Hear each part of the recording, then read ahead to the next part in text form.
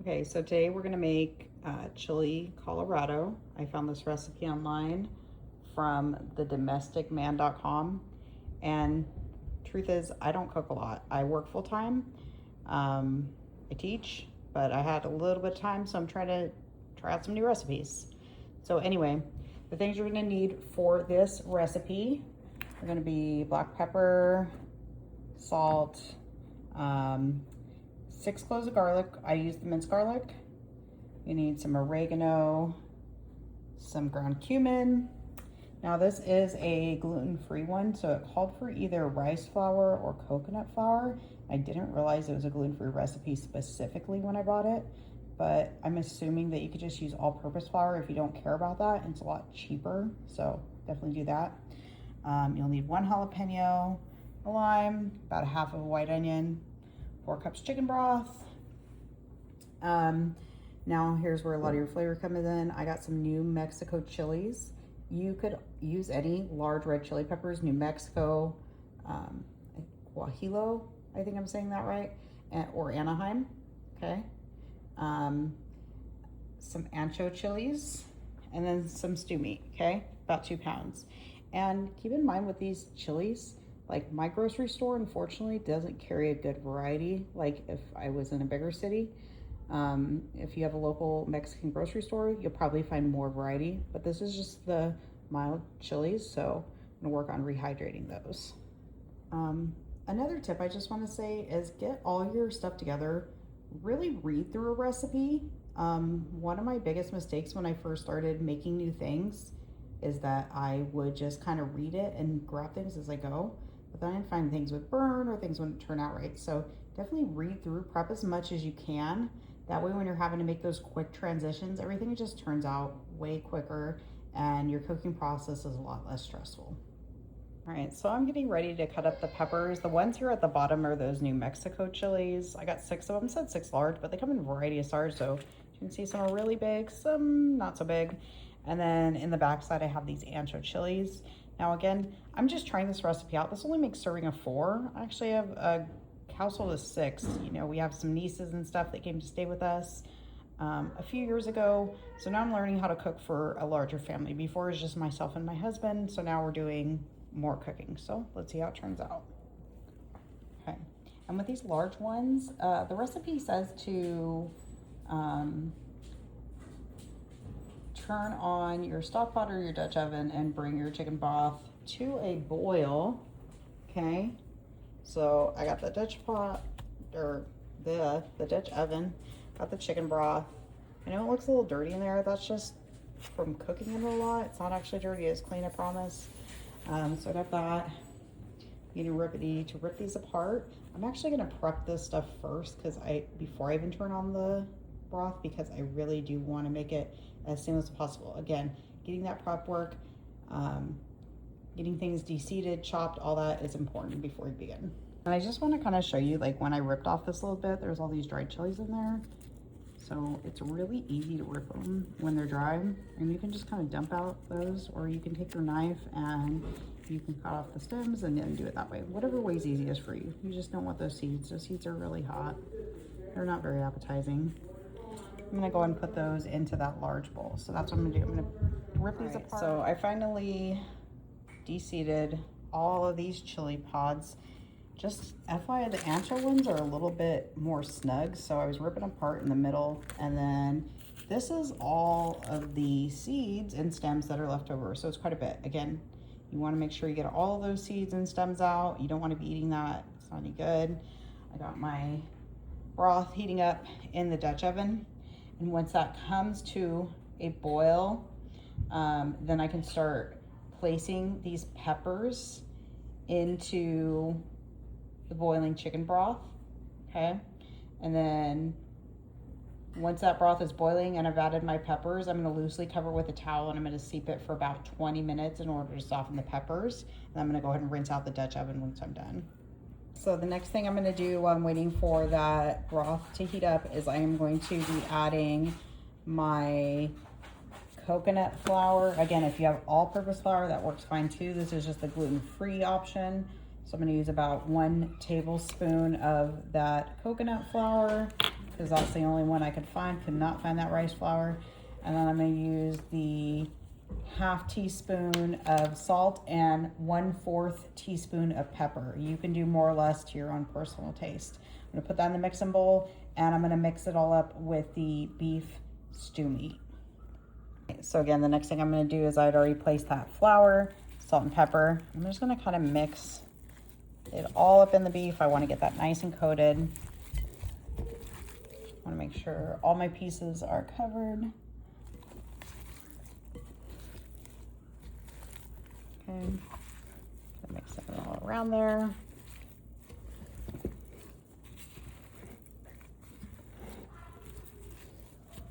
Okay, that should be a nice coating.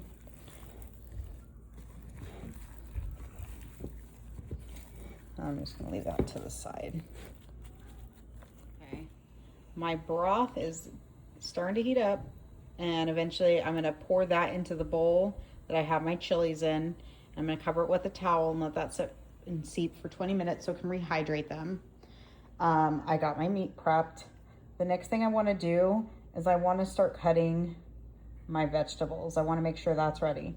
So I'm gonna start with cutting my onion. I'm gonna take about half of that and I'm gonna chop it.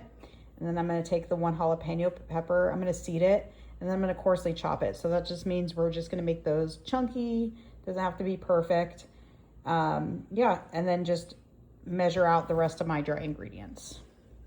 All right, my broth is starting to boil. You can see it bubbling up in there. And so I'm gonna pour this directly into the bowl with my chilies, and I'm gonna cover that with a towel for it to seep for that 20 minutes. All right, the next thing I'm gonna do is I'm gonna add some olive oil to the bottom of that Dutch oven. Oh. And yeah, look at me doing awesome stuff, like dropping it over there. So I'm gonna grab something to get that out so I don't hurt myself. Okay, got that lid out. Had to use some tongs, otherwise I'd burn myself. So again, I'm gonna pour about 2 tablespoons. So I'm just not gonna measure this. I'm just gonna kind of pour it, but feel free to measure if you need to. That should be pretty close to the 2 tablespoons. The idea is just to kind of coat the bottom so that when you're adding that meat, it's not gonna stick. Yeah.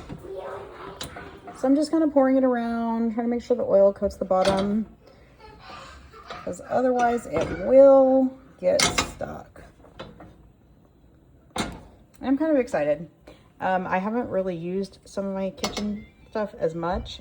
Usually my husband's the one that uses the Dutch oven, so I'm excited I get to use that in my blender I've had for years upon years.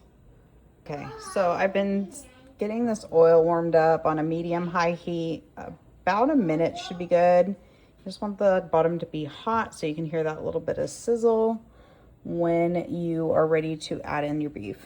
You want to brown your beef on both sides. It's a lot of beef for 2 pounds. So I'm probably going to do it in sections. You can hear that sizzle. Just kind of lets you know the pot is hot enough. Yeah, I got a lot of beef, so I'm probably going to do it in a couple sections. And then once it's getting cooked for that 5 minutes, I'll pull it off, set it aside.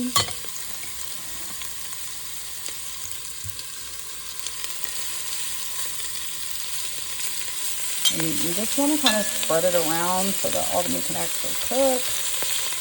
Not just sit on top of each other.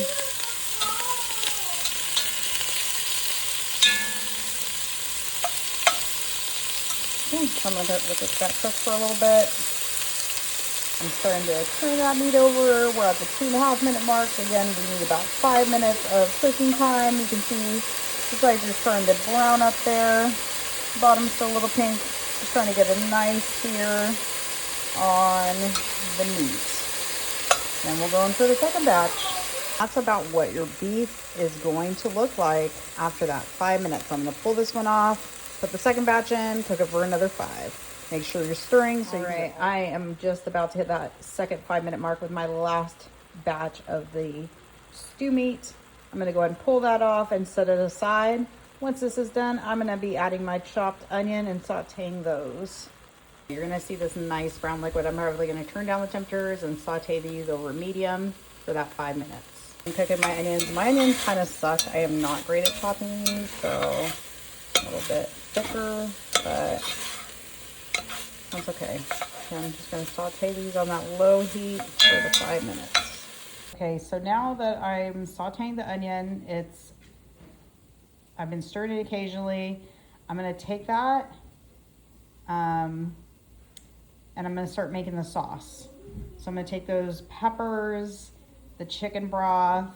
I chopped up that jalapeno over there. Okay, put that all in the blender until smooth, and I'm going to set that. Okay, so I just poured the peppers that were seeping in the chicken broth into my blender, and then I'm going to add those jalapeno peppers. I'm going to blend till smooth. All right, so moment of truth. Let's take a look at that sauce. And I believe it's blended. Doesn't look too appealing right now, but it smells good. You can definitely smell those jalapeno peppers. Okay. Now I'm going to go ahead and now that my onions are softened, I'm going to go back and add in my garlic, cumin, and oregano. This looks ugly, guys, but that's because I used the wet pre-minced garlic, okay? Yours is going to look dry unless you're using the same thing I did. So I'm going to saute that next. All right, guys, these seasonings smell friggin' amazing. Okay. Getting ready to add back my beef and then my sauce. Adding back that beef, stirred it all up. I think those nice hardened bits from the bottom, they add a lot of flavor. Okay. You want all that goodness in there. Mix it up. Getting ready to pour over that sauce. Make sure you use a strainer, something, so that way you're not getting any of the chunks of sauce in there. I'm gonna pour that sauce right over into the strainer, okay? Get that working. Okay, you can see it's kind of thick. It's slow strainer. Maybe you guys have a better one, but mine's going a little bit on the slow side. I might have poured too much at once. So I'm slowly stirring that. I cannot describe to you how great this stuff smells. The peppers, the seasonings, they smell great. All right, you guys, I did have to reblend my sauce. It was pouring in really slow, and I started to think, okay, maybe this one was just a little too thick still. So again, I'm just gonna do that slow pour, and I'm gonna try to get it all strained in there. So I pushed through as much as I could. That is what's left over. That's gonna be tossed out. This is what it looks like. I'm gonna simmer that on low, cover it up for about 45 minutes, and that's gonna finish tenderizing that meat. All right, I'm gonna bring that to a low simmer. And then once it gets there, then I'm gonna go ahead and reduce that heat so I can simmer for the 45 minutes. During that time, you can make your sides. I personally like it with Mexican rice, but you know, you can add your other garnishes, whatnot to it, whatever you'd like to go with it. I definitely got it on more of a boil, but I'm gonna go and turn that temperature just really down low. Cover that up and set my 40. Last things I need to do before I serve is I need to juice lime. And just a word to the wise, when you are using that jalapeno pepper, I'd advise using gloves. If not, make sure you thoroughly wash your hands because that does sting and burn. If you get it anywhere on your hands, your face, just be careful. Juicing that lime, just pressing it up against there. This little contraption will capture all your seeds for you, and then you can just pour it into another container for your Chile Colorado once it's all done. Okay, so I just pulled off the lid, and then I added in the juice of that one lime.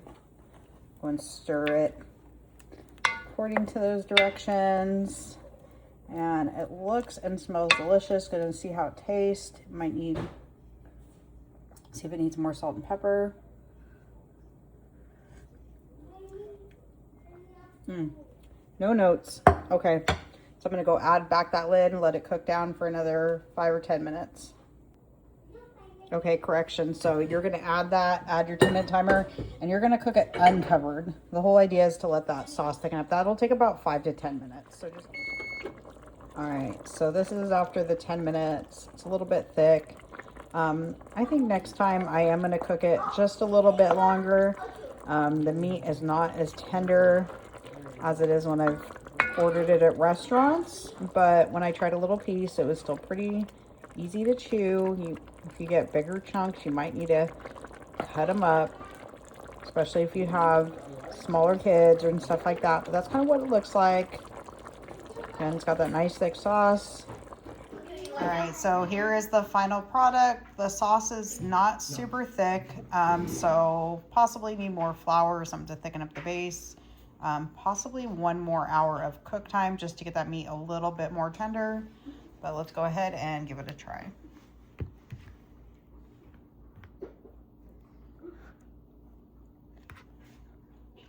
Flavors are really good. Again, could just use a little bit more time to get it tender.